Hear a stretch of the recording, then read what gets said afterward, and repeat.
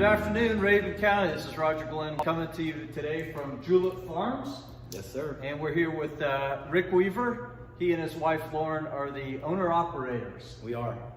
Rick, for all the folks out there that don't know where you are, let's start with the really difficult one. Where are you located? Our address, north, very north end of the county, 500 Highway 246 in Dillard. So turn it to Chevron, basically heading up to Highlands, and we are a quarter mile on the right. Yep. Can't miss it. Can't miss it. How long have you been here? We purchased the land right around almost 3 years ago. And so the restaurant opened just over a year ago, right before a few current events began to happen. I've heard about that. Yes, something going on. Yeah, that's all right. We're fighting back now. Absolutely. And you've got 22 acres here. 22 acres. And what we've done is kind of it's a modern farm resort. So that's kind of our tagline, if you will. A little bit of Kentucky, where the word julep comes from is, I don't know that anyone's had a bad time while drinking a mint julep. And so julep, we wanted to kind of encapsulate that feel because it was just green, rolling, beautiful, with a little bit of Nantucket, a little bit of Napa. So my wife is the designer and decorator, and she really knew what she wanted for this space. It's almost having walked around today as if every detail has been curated by a tasteful professional. We stay pretty busy. Yeah. Yeah, you do. And so you mentioned the restaurant. What else do you have that's part of the farm? So the restaurant, the building that we're in right now, with the view in the back, is the social house, we call it. So this is where people come to meet. We're sitting at our bar, Julep Bar. Includes Julep Market, which has home furnishings and some jewelry and some just candles and candy and just kind of a little bit of everything, but a really neat experience in the shop. There's also coffee and coffee drinks up front. Bar, restaurant, event room. So we do events up to, we've got a room that'll hold 200, can hold more with outside with tents. A lot of different configurations on how to have different events. And so that room, like I said, holds around 200, but can be broken up for smaller parties as well. Yeah. And then kind of one of the last components of it is our cottages, which you see behind us. Today we have 4 that sleep a total of 16. And so we've got two bedrooms and 2 one-bedrooms.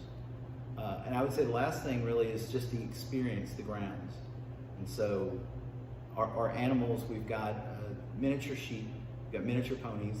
There's a theme here, right? We've got about 40 laying hens that produce beautiful rainbow, different, lots of different colored eggs. Yes.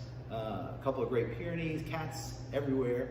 And then our newest addition is a miniature Scottish Highland bull, which you saw earlier. His name is Ferris, and he's super cool. So again, just a day at the farm, but I guess we're an upscale farm is what we'll call it. Absolutely. And what about activities and things like that for kids? I know it's the winter right now, so the weather's not conducive to some of this, but... Well, I'd say one of the neat things about it is that mom and dad can come, they can shop, they can, eat and drink, and, do lots of things. And there are areas for the kids, down by our chicken coop, we have a green where we do things like movie night. So kids, there's games out there, cornhole and, ladder toss and different things like that.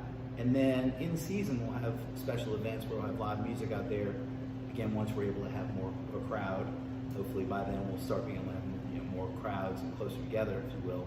But either DJs or theme nights, 80s night, 90s night, movie night, so just some really cool things. And the barn that I showed you, the blue barn, we'll do cooking classes and things like that.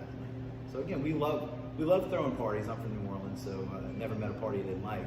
But we want to do some cool stuff where it's not just, that's why we didn't just do a restaurant. We had a restaurant previously, and we wanted to do more. Yeah. What about somebody that wants to picnic here? Can you do that? So where we find ourselves today in the global pandemic has driven a lot of change, a lot of it, being able to adapt to current, what's going on. So we do have planned for this spring and through the season to be able to have call-ahead picnics. So go online, go on an app.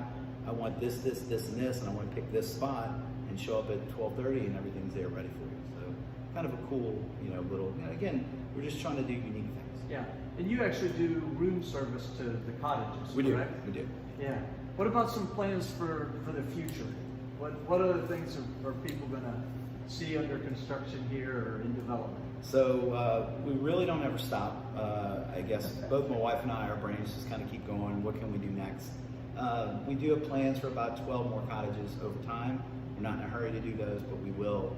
They're on the master plan. Adding more cover and different heating elements to our outdoor space. That was in a phase 2 plan, and we had to kind of, we've got one right here now that we added basically now because of COVID. So more outdoor, more dependable outdoor seating. Yeah, very nice. What are the things that you're most proud of, and sort of when you describe what the experience is that you're trying to give people when they come here? I think when we rolled into town, we had just sold our restaurant, and we had to keep the funds working for us. We had to invest it. So, and we were driving up to Highlands, running out of time on a tax exchange, and drove by this land, and Scott had a sign, Scott Poss, sitting there almost like it was a sign. Oh.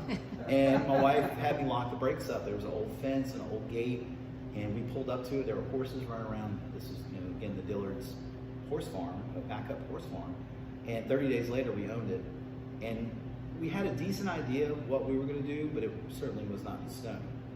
We are not the types to just do one little thing like, yeah, let's throw some cottages. We did 7 things effectively at once.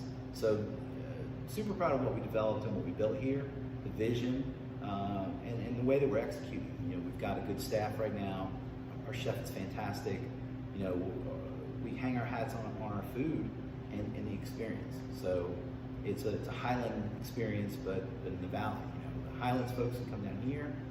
Clayton can come, not have to go to Highlands or as much. So it's kind of a central meeting spot is what we're finding. And again, I haven't met anyone that's mad while sipping a mint julep. So. It's a feel, it's just a feel while you're on the farm. Yeah.